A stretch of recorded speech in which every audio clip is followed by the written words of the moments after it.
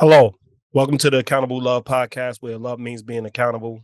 My name is Aziz, and today we're going to talk about I don't want to argue. If you've been in any relationship, any long term relationship, any relationship that has meaning to you, you will argue, you will have conflict, you will disagree. How you deal with that conflict and how you deal with those disagreements will determine the health and accountability of your relationship. Now, when you say, I don't want to argue, it implies I don't want resolution. So what do you expect the person to do? When you retreat, they will ultimately retreat.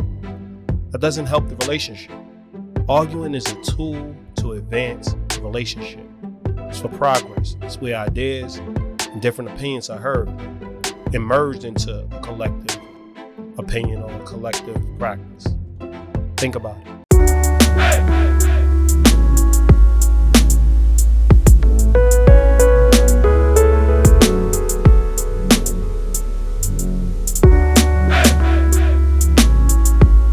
Now we hear the term, I don't want to argue all the time.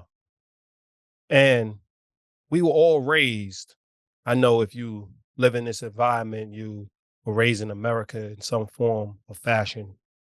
You were taught that conflict isn't healthy.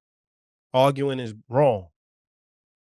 But I'm here to change the narrative because I'm going to tell you arguing is healthy and arguing is a valuable piece in your relationship.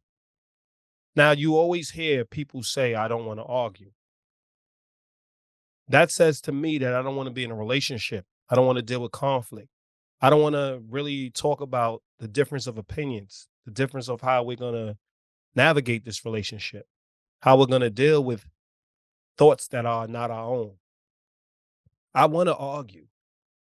That should be the approach you take when you disagree, because obviously when you agree, there will be no arguing. When you come to agreements and when you have a narrow focus and when you're on the same page, there's no argument to be had.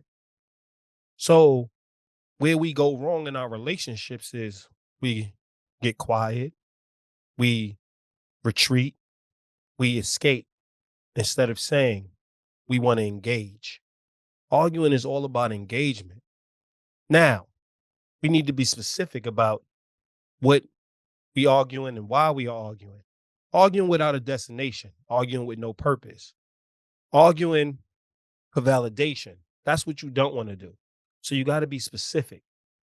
And when dealing relationships and when helping people with their relationships, you got to have a distinction between what's healthy arguing and what's unhealthy arguing. You got to have a distinction between when arguing has a purpose and when it serves no purpose. But just to say, I don't want to argue, just to remove yourself from the situation, to say, I don't want to argue. I want you to really stop and think, is this person a person that wants to be in this relationship? Is this a person that's invested in this relationship?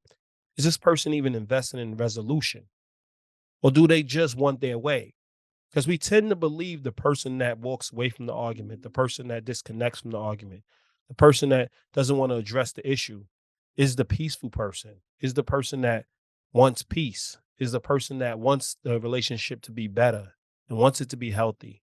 That's wrong. They're not the person that's engaged in a relationship. They're engaged in self.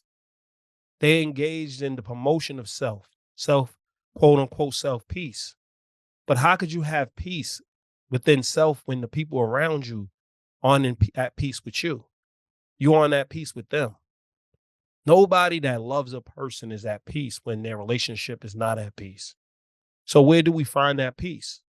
We find that peace through having a discussion, through arguing, through exchanging our different point of views and different perspectives, but really staying focused on the purpose. So the first thing we always want to do is stay focused on a purpose.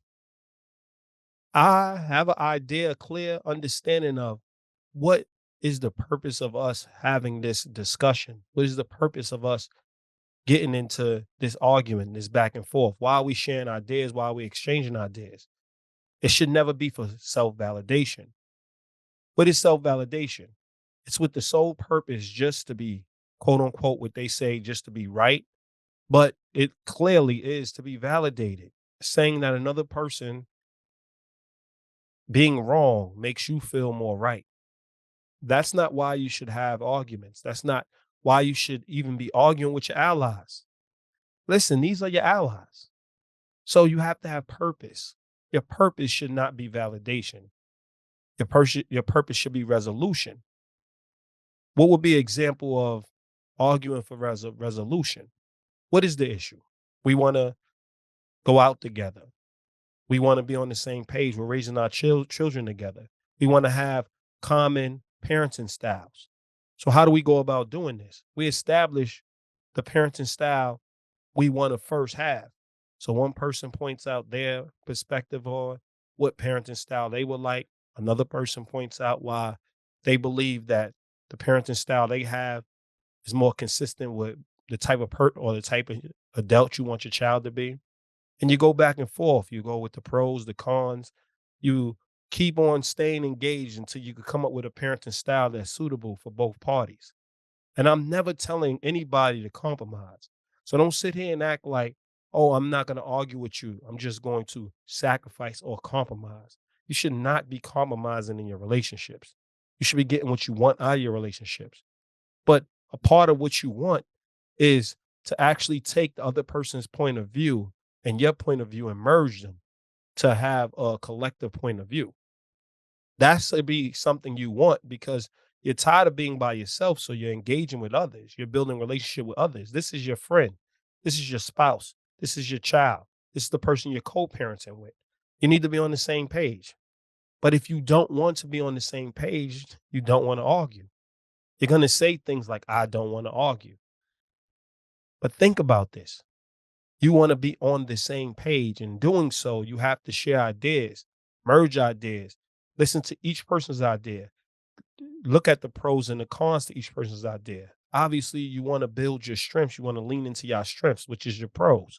So you want to look at the cons, you want to look at the pros, you want to evaluate, and you want to come to a resolution that you both could agree to. This is what arguments form. They form agreements.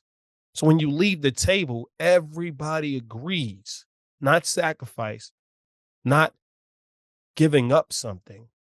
No, they're leaning into something. They're agreeing on something. And they walk away. And then we talk about accountability in establishing those agreements. You have to argue to get to that point because nobody's going to show up to the table every single time with the same thought process. That's unrealistic. That's not happening through a lifetime. But you can't always come to a resolution. The lazy thing to do is say, I don't want to argue. The lazy thing to do is to avoid the argument. Now, there are arguments that go in circles. Sports, like there's no clear understanding of having a discussion with sports. But even in sports, you could come to a resolution. What you got to do, you got to establish your terms. What makes the greatest player? We can list 5 things that make the greatest player. Then we have to now take a step back, and the player that we're saying is the greatest has to be on the checklist of all those. They have to check off more of those boxes than other players that the other person is establishing. So you need to be arguing with people that you believe are fair people, people that you believe will be honest when they are wrong, people that you believe that's going to lean in and not just give it to you when they feel they're still right. There's an understanding on that. You can come to a resolution and a consensus in most cases. We're not here to highlight the limited cases you can't come to a resolution. This is a relationship. Most times you will come to a resolution. Most times you will understand the purpose is the purpose and you stick to the purpose. Yes, do you get loud and passionate sometimes? Of course. But you know that you all get louder and more passionate typically with people that evoke emotions, people that you actually have an attachment to. But at the same time, don't use that. Just know that that's what it is. And you look at if being passionate at this particular time is going to allow you to advance. It's cool to have the passion for the person. It's cool to have the passion for what you are discussing. And it's cool to argue. It's cool to disagree and be in conflict. It's not cool to remain in conflict. So a person that says, I don't want to argue, you're comfortable remaining in conflict, even if you're not in the conflict, even though you're not participating anymore in the conflict. You're a big part of keeping the conflict, because you're not staying in the argument and coming up with a resolution. I want to understand healthy relationships deal with having the capacity to argue. In my village, we are all leadership. Now, as we talk in our four people you want in your village, the foundation of your village, a leader is a role within a village, but all those components are leadership. That's why they're the foundation of the village. And the leader just makes sure that those foundations are where they need to be, have the things they need, and they're provided with the opportunity to succeed in their roles, right? So when I talk about leader and I talk about leadership, it's two different things.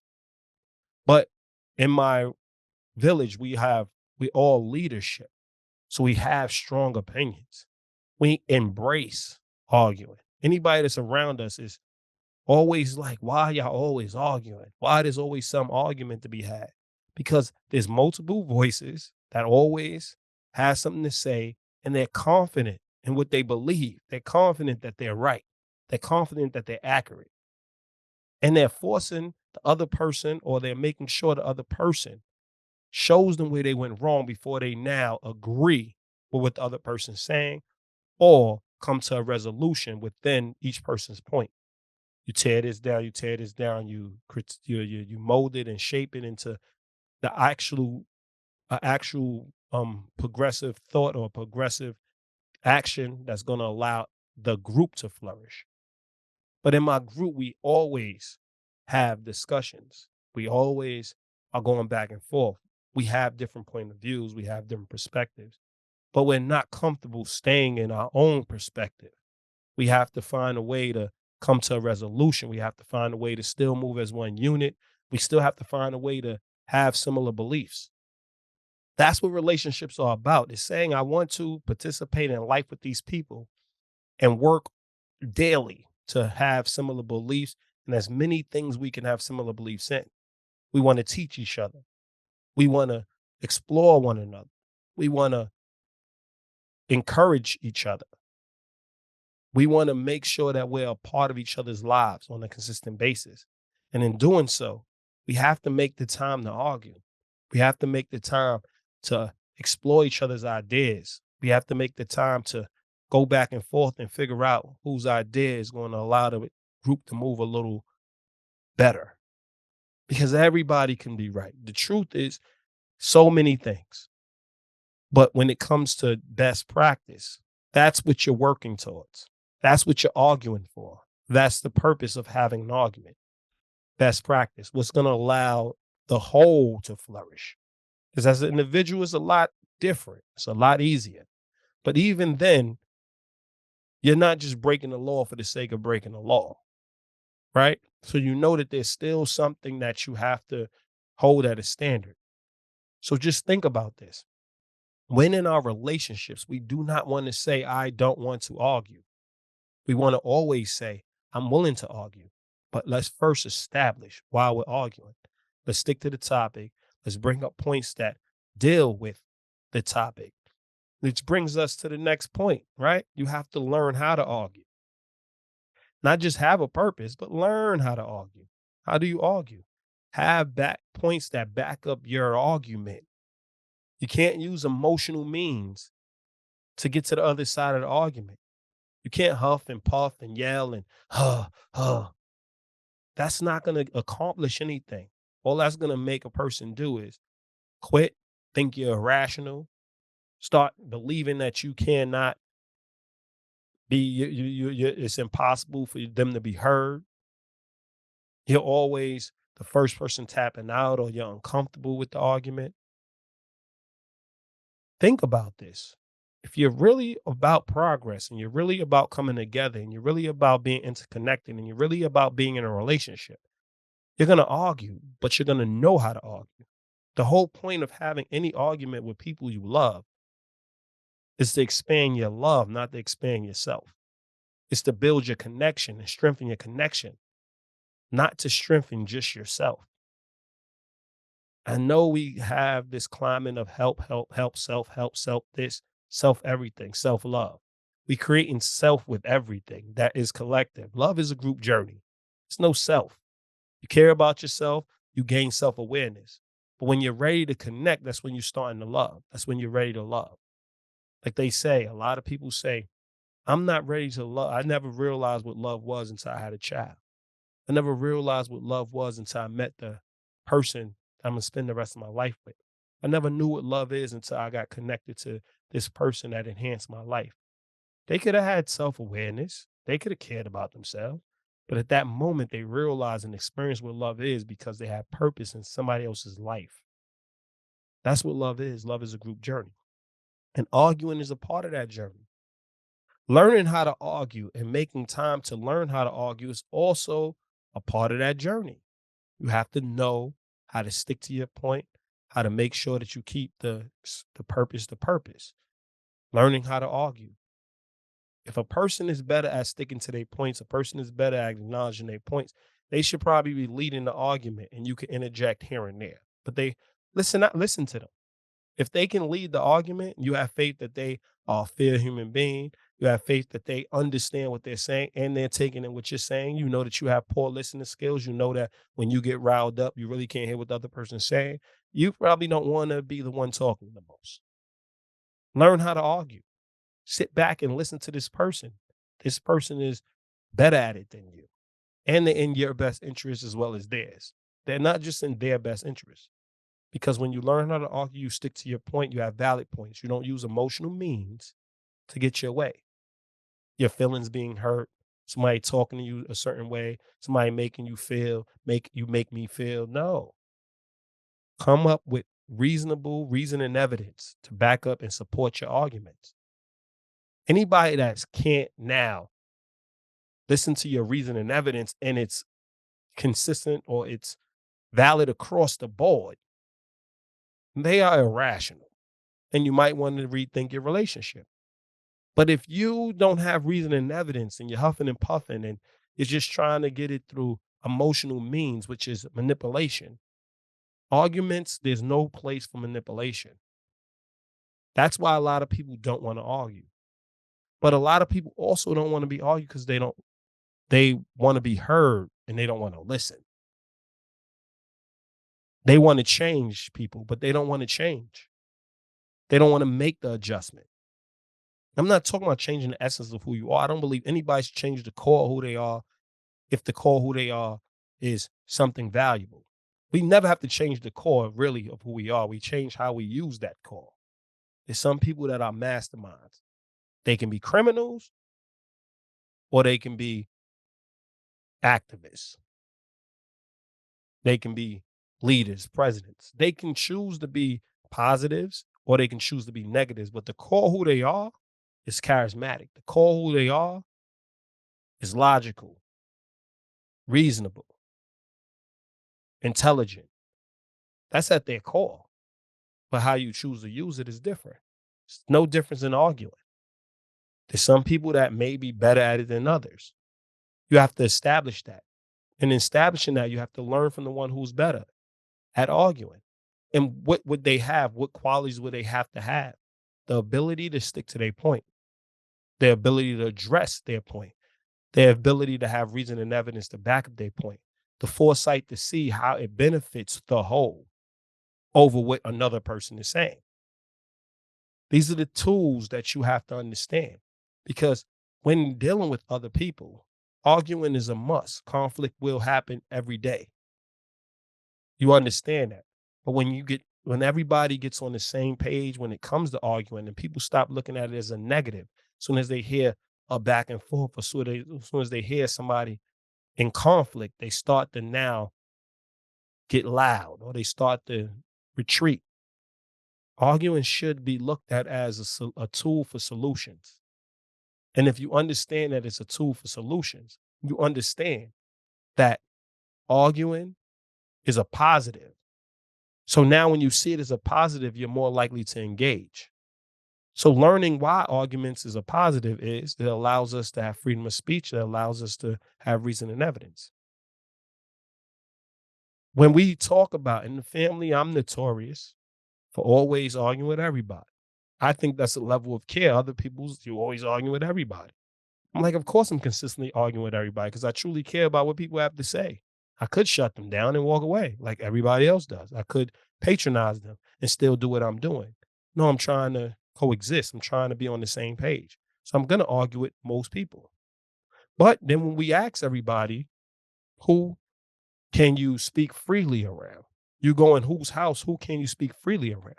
I guess they can raise their hand quick on my level.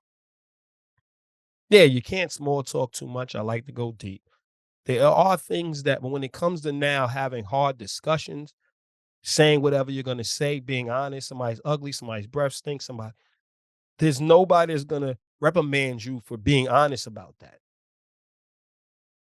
in my environment or in our environment, our village. We all embrace that. Why? Because that's what true open lines of communication is. It's not apologizing for people. It's not saying that's wrong to say. Is it accurate? Is it consistent? Does it have reason and evidence to back it up? These are the things we're measuring it on because we embrace arguing. So we not only see arguing as a positive tool, but we also see it as advancement. But we can identify when we're not arguing in the right place. And me, a little more than everybody else around me, because this is what I do. They're not doing this all day. They're not talking about relationships. They're not studying relationships. They don't have a fascination with relationships like I do. So they're learning typically on the fly. So it's really hard for them to be around me, and yet they're still there. Because through learning on the fly, nobody wants to be with a fortune teller. Nobody wants, like you always hear people say, don't lawyer me when they're talking to their lawyer friend. When they're talking to their psychologist, their friend that is in psychology or a therapist, they're like, don't psychoanalyze me. What do you think they're gonna do? That's their gift. That's probably why you enjoy them in your life. When you're saying something hurts and somebody walks in and they're a doctor and your friend is a doctor, they don't doctor me. Of course they're gonna doctor you. They want you at your best and they're gonna use their tool and what they deem the greatest tool to get you at their best. At that moment, do you want to argue with them? Like, this is what I'm saying. They're the authority. So that's an example of validation. I want to be heard. I believe I have a right. I believe it's all individualistic. It's all a campaign. Do not be misguided and think love, relationships, connection is the same as marketing, politics. No, it's not. One is saying individual because you can control the masses more than you control a group. You control a group of individuals faster than you can control a collective group. But that's politics. We're talking about a relationship, us working together, us going to the same store. We said we're going to go to the store together. We're going to the same store. We said we're going to go to this person's house. We end up at the same house. There's a lot of the sames in there. So why wouldn't we most times be on the same page? So if somebody is better at something, don't argue with them too frequently. Listen to them. Ask questions. That's arguing for validation. That's the arguing most people shouldn't want. But the reality is the person that wants the validation is the one that leaves the argument the most because then they see they trapped. They don't really have no reason behind it but self-promotion. So going back to what I was saying, in my group, typically, I'm the one that studies this. So they're learning on the fly. So yes, they go in and out of being validated. They go in and out of, in that area wanting my approval. Just like in other areas, I want their approval and their strengths, right? It's okay to want people's approval. It's okay when you love a person and when you admire a person to want them to see you as more. But it's not okay to use that time when y'all are not in a great place or y'all not on the same page. The only focus at that moment is not yourself, is to get on the same page for the whole. And that will help self. But first, you have to first look at arguing as a positive. Then you got to look at it, the purpose of the argument. Then you got to look at using the tools that you learned in arguing. Stick to the same basic steps. Learn how to argue. So think about this. When we're in our relationships, we have to argue with purpose. When we're in our relationships, we got to change our mentality about conflict. You don't want conflict. You're not just going to embrace conflict. But when it occurs, you embrace the idea of getting rid of the conflict, which takes you arguing, which takes you sharing and trading ideas and going back and forth in different positions until you find a way to form the same position or be on the same page. So no way am I saying create conflict. No, that's unhealthy. But in the fact that we all walk away from each other and we're gonna have different views and different opinions. We grew up in different houses. There's so many differences. We have to use our differences, acknowledge our differences. Most people say embrace differences. No, you use the differences, meaning you acknowledge the differences. But the way we get on the same page is seeing why we're similar through the differences. And in doing that, we have to share our different thoughts. And in doing that, we're not going to all be able to take in those thoughts because we were taught something different. So therefore, we have to now find a way to coexist in the similarities by having arguments to create those similarities, to create those agreements. So remember, arguing is a tool for progress, but you don't create conflict. But when you see conflict, you embrace conflict head on when you see it in your relationship so you can get resolution, but you use the tool of arguing to do so. So remember, see arguing as a positive. I don't want to argue, shouldn't be what comes out of your mouth when it's time to engage with the people you love.